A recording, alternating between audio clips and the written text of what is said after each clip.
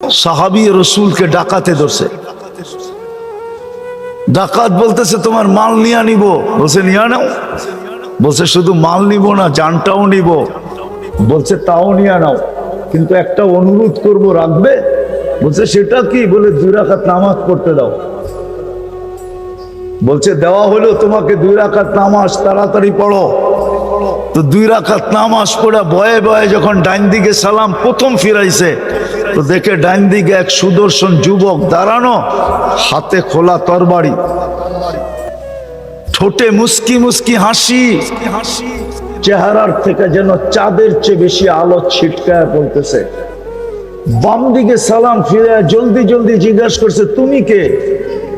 বলছে আশ্চর্যের বিষয় তো, বড় আশ্চর্যের বিষয়, তুমি ডাইকা আনলা আর তুমি জিজ্ঞেস করতেছো তুমি কে? বলছে কোথায় ডাইকা আনলাম? বলছে তুমি যে সেজদায় যায় পড়তেছিলে, ইয়া ওয়াদুদ ইয়া দাল আরশিল মাজিদ, ইয়া ওয়াদুদ ইয়া দাল আরশিল মাজিদ, ইয়া ফাআলুল লিমা ইউরিদ, আসআলুকা বিইজ্জাতিকাল্লাতী লা তুরাম ওয়া বিমুলকিকাল্লাযী লা ইউদাম ওয়া বিনূরিকাল্লাযী মালা আরকানা আরশিক আন তাকফিনি মিন হাদাল লিস ইয়া মুগীস আগিসনি। তুমি যখন মুগীস বলে চিৎকার দিছো, ও তো সমগ্র আকাশে ছুটাছুটি শুরু হয়ে গেছে।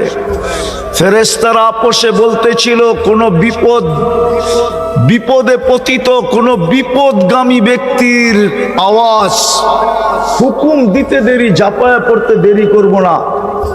তা আল্লাহ চতুর্থ আকাশ থেকে আমাকে নির্বাচিত করছেন। তুমি দ্বিতীয়বার যখন চিৎকার দিছো, আমি 4 আকাশ অতিক্রম করে ফেলছি।